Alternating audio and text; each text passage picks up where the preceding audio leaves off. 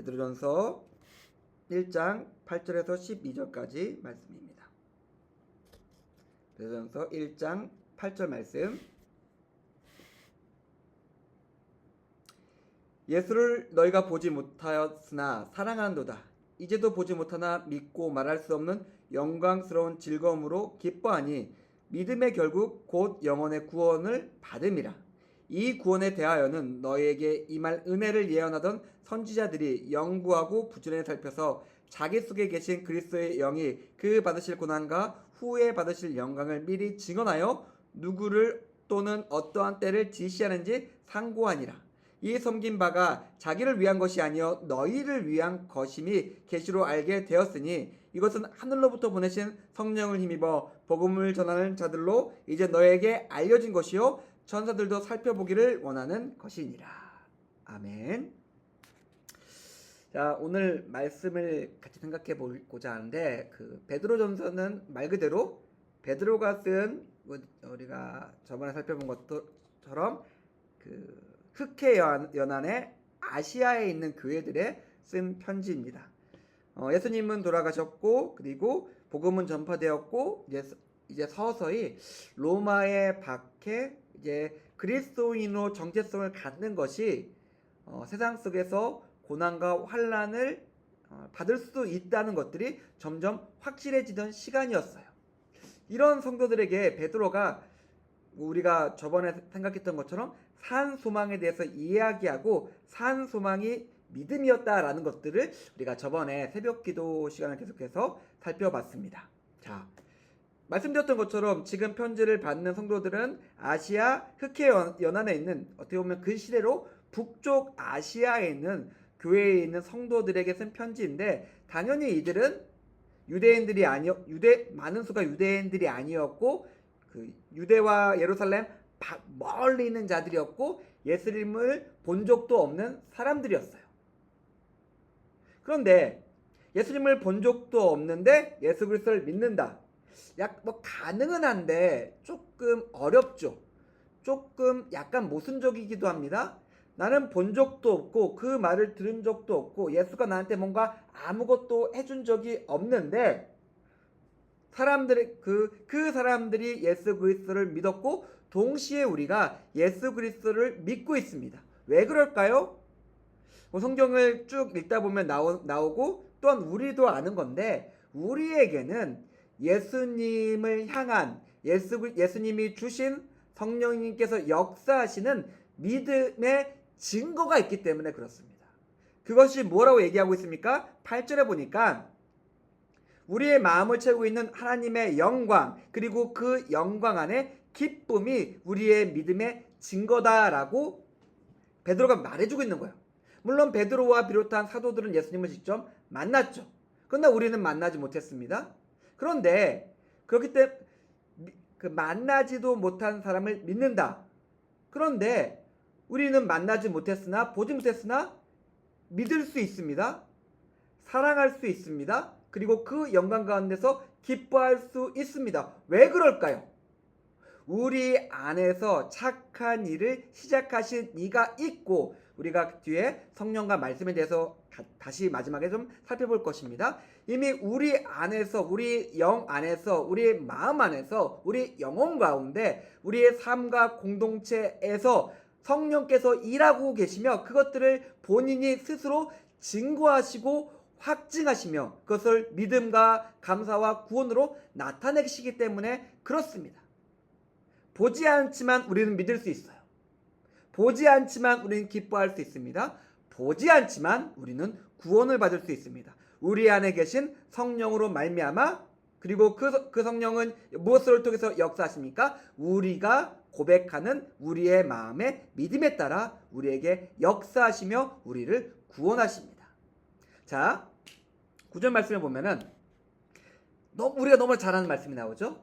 믿음에는 여러 가지 모습이 있고 다양한 유익이 있습니다. 너무나 많은 것들이 있겠죠. 우리의 삶의 진정한 의미를 알게 해주며 우리의 삶의 값진 보화를 발견하게 하며 또한 우리의 삶을 매일매일 새롭게 하며 우리의 삶을 온전한 삶으로서 이끌어갑니다. 믿음은 그런 것을 우리 안에 만들어가요. 또한 우리의 마음 가운데, 우리의 영혼 가운데, 우리의 삶 속에 평안과 기쁨과 감사를 만들고 허락합니다. 그러나 이 모든 것들이 이루어질 수 있는 이유는 평안과 감사와 기쁨과 우리의 삶의 가치와 우리 삶의 목적과 우리 삶의 온전한 삶, 그 모든 것들을 가능하게 해주는 믿음의 한 가지 기능이 있습니다. 목적이 있습니다. 우리 영혼이 이제 멸망치 않고 영생을, 구원을 얻기 때문에 그렇습니다. 그렇기 때문에 우리의 삶은 진정한 기쁨이 회복될 수 있는 것이며, 우리의 삶에는 다른 어떤 것도 비교할 수 없는 가치가 생긴 것이며, 우리의 삶은 이제 그 세상이 아무리 요동치고 우리를 힘들게 하며 나의 삶이 그 지진난 것처럼 흔들린다 하더라도 평안할 수 있는 거예요. 왜요? 우리는 구원받았으니까. 이 믿음을 통해서 단지 우리가 여러 가지 좋은 유익을 누리는 것만 아니라 우리의 삶의 가장 중요한 문제, 사망과 심판과 멸망의 문제가 해결되었습니다. 믿음으로요. 그렇기 때문에 이렇게 말씀드려야 됩니다. 우리는 믿음으로 살아야 돼요. 우리는 믿음으로, 아니 믿음으로만 살아야 됩니다. 너무 목사니까 굉장히 이상주의적으로 말하는 것처럼 느껴지십니까? 그럴 수 있죠. 아니, 목사는 원래 좋은 말 해야 되고 목사는 당연한 말 해야 되니까 저렇게 말하는 게 당연하지. 예, 그럴 수 있어요. 그러나 성경은 명확하게 우리에게 이야기합니다. 우리를 살리는 것은 믿음이고, 믿음으로 구원 얻는 사람들은 그 믿음을 가지고 그 믿음으로 살아간다라고 분명히 우리에게 이야기하고 있습니다. 다른 여지가 없습니다. 자, 그런데 10절에 보니까 그 믿음, 제가 앞에서 말씀드린 것처럼 이제 믿음과 성령과 말씀에 대해서 그 베드로가 이야기해주고 있는데, 이건 되게 중요한 거였어요. 사족이긴 하지만은 이제 환란이 다가오고 있었기 때문에 그렇습니다. 그들 삶 속에 이제 어려움이 엄습해오고 있기 때문에 그들이 왜 믿음을 가져야 되며, 이 믿음은 어떻게 그 선진들의 쓰여진 말씀 가운데 어떻게 만들어지며 그것들의 내용이 무엇인지 베드로가 알려주고 있는 거예요. 10절에 보니까 오래전부터 살았던 믿음의 선지자와 믿음의 선진들이 있습니다. 우리가 알고 있던 것처럼, 예수님께서 말씀하셨던 것처럼 이들은 정말 이것을 갈망했어요. 보고자 하고 듣고자 했습니다. 그러나 이 믿음과 구원을 보지도 못하고 듣지도 못했습니다. 그래서 그들은 뭘 했을까요? 열심히 연구했어요. 그들 안에 주어진 성령님과 그들 삶에 주어진 은혜를 보면서, 아, 하나님의 구원은 이런 것이겠구나. 아, 하나님의 은혜는 이렇게 임하고 우리 가운데 이렇게 역사하는구나. 아, 그리고 의인은 믿음으로 사네. 아, 그러면 믿음은, 의인은, 은혜는, 구원은 이런 것이구나 라는 것들을 굉장히 깊게 연구해서 그것을 말씀으로 우리에게 남겨주었습니다. 우리가 잘 알고 있는 것처럼 성경은 약속에 관한 이야기예요. 그 약속은 구원에 관한 약속입니다. 자, 성경은 약속에 관한 책이고, 그 약속은 구원에 관한 약속입니다. 그리고 그렇기 때문에 그 약속과 구원의 핵심은, 키는 믿음에 있어요.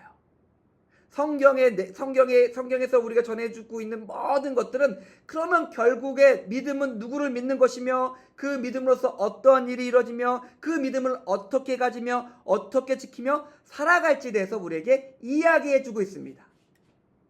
처음으로 들어가서 어떻게 하면서요, 믿음의 선진들이 자기의 삶 속에 임한 하나님의 은혜를 생각하며 공부하면서 자기 안에서 역사하신 성령님과 함께 따라 살면서 알게 된 것을 차곡차곡 수천 년 동안 쌓아서 우리에게 전달해 주는 것이죠. 이 안에는 하나님의 은혜와 믿음과 구원에 관한 정말 처절한 삶의 이야기와 경험들이 담겨 있습니다. 그리고 이 이야기와 이 말씀과 이 약속 속에서 우리는 오늘을 살아갈 믿음의 길을 발견하게 돼요.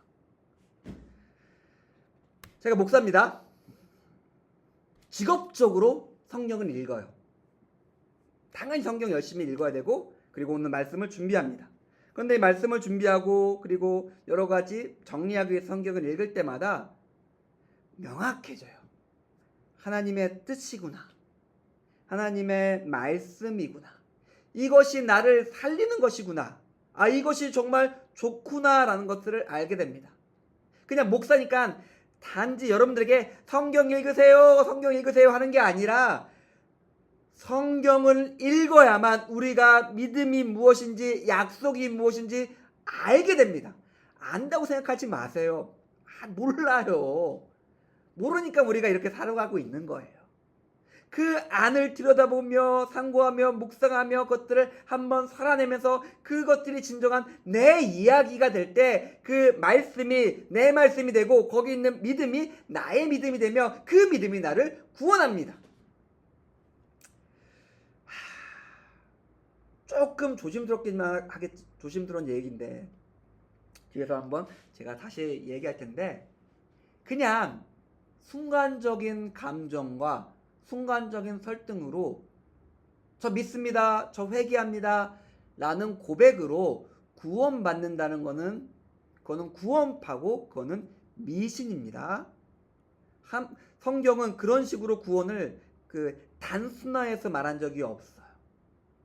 구원은 물론 그 시작점은 회개와 마음돌림과 자복으로 시작하지만 그 다음에 수억 겹의 이야기와 삶이 있습니다. 그냥 백두산 가기 위해서 한라산 가기 위해서 차 타고 버스 타고 그 산 입구에 가서 그 산을 오르기 시작하는 것이 회개예요.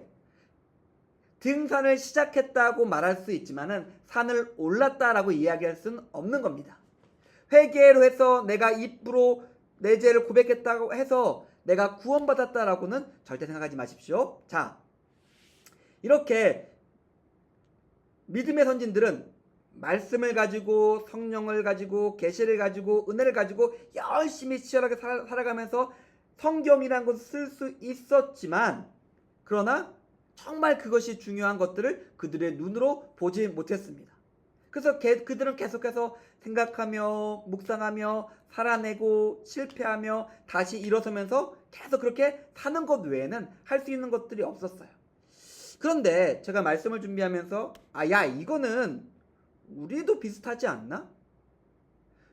물론 우리는 보았습니다. 우리 보지 못했지만은 보았다는 사람들로부터 우리는 전해 들었습니다. 그리고 믿습니다. 그리고 성령을 성령으로 받았습니다. 그리고 성령 가운데 살아가고 있습니다. 그러나 우리는 동시에 아직 오지 않으신 주 예수 그리스도를 약속대로 오실 것들을 믿고 기다리고 있어요. 그렇게 오시지 않았고 기미도 보이지 않을 것인데 그래도 언젠가 오시겠지라고 하면서 막연할 수밖에 없죠. 막연히 기다릴 수밖에 없는 시간을 지나가고 있습니다. 이 시간은 어떻게 지나가야 되는 시간일까요? 믿음의 선진들이 보여주고 있어요. 그 시간은 공부하는 시간이야. 그 시간은 묵상하는 시간이야. 그 시간은 말씀으로 내가 너에게 전해준 것을, 성령님께서 우리에게 주신 것들을 헤아리며 살아가야 되는 시간이야 라고 우리에게 이야기해 주고 있습니다. 우리는 어떻게 우리의 믿음의 삶을, 믿음의 시간을 살아가고 있을까요? 그저 제가 앞에서 제가 표현을 가격했지만 미신 같은 고백 한 번으로 나 이제 끝났다, 나 이제 구원받았다 라는 생각으로 살아가고 있습니까? 아니면 내가 아는 믿음, 내가 받은 말씀, 그리고 그 말씀을 생각하고 묵상하며 그리고 그 말씀대로 살아가기 위해서 분투하는 삶으로서 살아가는 믿음을 가지고 살아가고 있습니까? 이 말로 회개 한 번 한 신앙과 이 믿음으로서 살아가는 삶이 도저히 같을 수가 없겠죠. 한쪽은 미신입니다. 한쪽은 예수님 모시기 전이면 성경으로 기록할 수 있는 삶이에요. 우리의 삶은 이쪽 가운데 있어야 합니다. 베드로는 믿음의 선진들이 이렇게 살았던 것들이 12절의 말씀 보니까 너희를 위한 것이다. 너희 때문에 하나님께서 미리 계시로 성경으로 알려줘서 선지자들로 하여금 그 말씀으로 살게 하신 것이다 라고 이야기하고 있습니다. 한 번만 더 제가 강조드리겠습니다. 성경은 그냥 읽는 것이 아닙니다. 성경은 그냥 집안 소파나 책상 어딘가에 있다가 주일날 들고 오는 게 아닙니다. 이제 들고 오지도 않지만은 성경은 지금 우리가 우리의 삶을 온전히 살아가게 하기 위해서 하나님께서 수천 년 동안 역사하시고 계시로 알려주시고 그것들을 처절하게 살아내면서 쌓여진 우리의 삶을 유일하게 온전하게 살게 해주는 길입니다. 거기에 그것을 통해야만 믿음이 무엇인지 알게 되고 온전한 믿음과 그 믿음으로서 살아가는 삶이 무엇인지 알게 됩니다. 사랑하는 성도님들, 이제 베드로 서신을 받는 성도들은 고난을 받을 거예요. 고난을 받기 위해서 그들에게 필요한 것이 있었습니다. 그들의 믿음이 무엇인지 아는 것이고, 그리고 그 믿음이 무엇인지 알기 위해서 너에게 성경과 말씀 그리고 베드로가 준 편지가 주어지고 있다라고 이야기하고 있습니다. 우리의 삶을 어떻게 살아가야 될까요? 우리는 오늘 하루의 삶을 그리고 우리에게 주어진 삶을 어떻게 살아가야 될까요?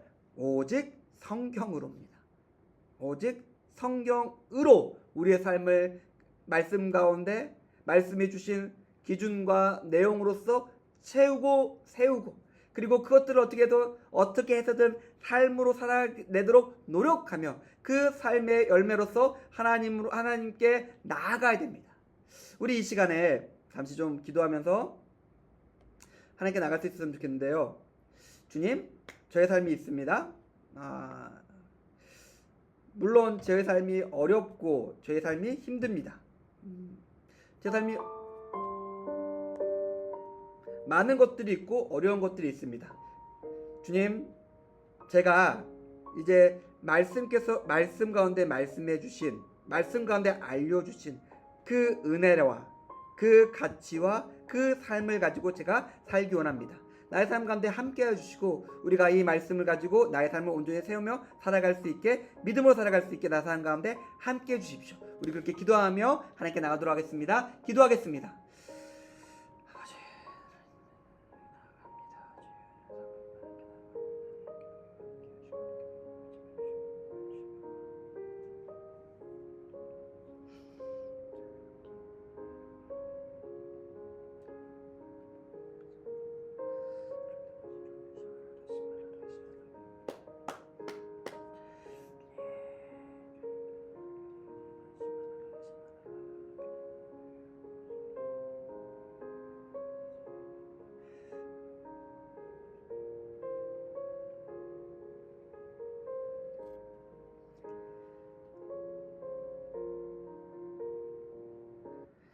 아멘. 감사합니다. 예, 모두들 평안하시죠?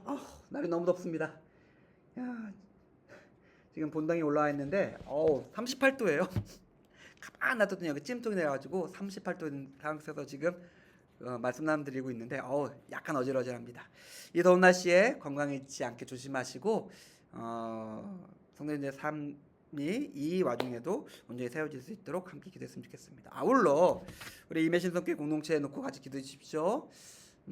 여러 가지 고민이 많을 수밖에 없는 상황이 있습니다. 이 공동체가 기도 가운데 하나님의 능력과 인도 가운데 온전히 세워질 수 있도록 제가 생각하는 것들이 있어요. 목사가 생각하는 것들이 있고 이렇게 공동체가 다시 세워져야겠고 움직여야겠구나라고 생각하는 부분이 있습니다. 그러나 목사의 계획이 아니라 좋은 거 잘 되면 좋겠죠. 하나님 뜻이면 좋겠지만은 하나님의 계획과 하나님의 뜻 가운데 이 공동체가 세워지며 운동할 수 있게 하나님의 영이 역사하는 공동체 될 수 있게 함께 기도해 주셨으면 고맙겠습니다. 예, 나머지 일주일도 승리하시고 금주일날 뵙도록 하겠습니다.